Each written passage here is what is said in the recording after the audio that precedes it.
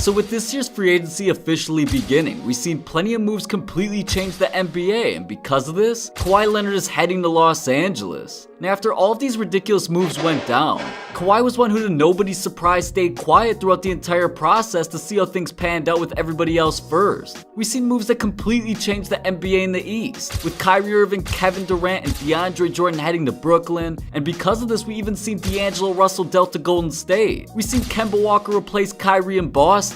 and Terry Rozier go fill Kemba's spot in Charlotte, and we even had Al Horford head to Philadelphia with Jimmy Butler being dealt away to Miami. With huge moves like these taking place, Kawhi was in no rush to factor in his own decision, as he knows what he brings to the table for whatever organization he'd choose, and it was heavily rumored for quite some time he'd team up with a superstar or two. But after all of these moves went down, the only real options were the Raptors or Lakers. Magic Johnson even stepped in to help assist the Lakers pitch, and it was eventually reported by Chris Broussard that Kawhi in fact made the Lakers his top choice, as they looked to also secure Danny Green, Andre Iguodala, Seth Curry, and more. In LA, even the fans had already begun celebrating, putting up billboards and murals of Kawhi heading to the Lakers as well. But with him continuing to prove himself over the years despite him being heavily criticized for sitting out in San Antonio because of injury, then eventually demanding a trade, he came into this past season on a mission to prove everybody wrong, and earn what was coming his way during this year's free agency with the Lakers. But over the last year, Kawhi did everything he needed to do for a franchise that took such a chance on him. With it being his first year in Toronto, he did what no Raptor player had done before him when he carried the team to the NBA Finals for the first time in the franchise's history, and of course secured them their first championship, even ending the Warriors' run of the last couple of years. But Kawhi switched conferences and instantly dominating, having the best season of his career, averaging over 26 points, 7 rebounds, and 3 assists per game, which even led the Raptors to having one of the best records in the entire league.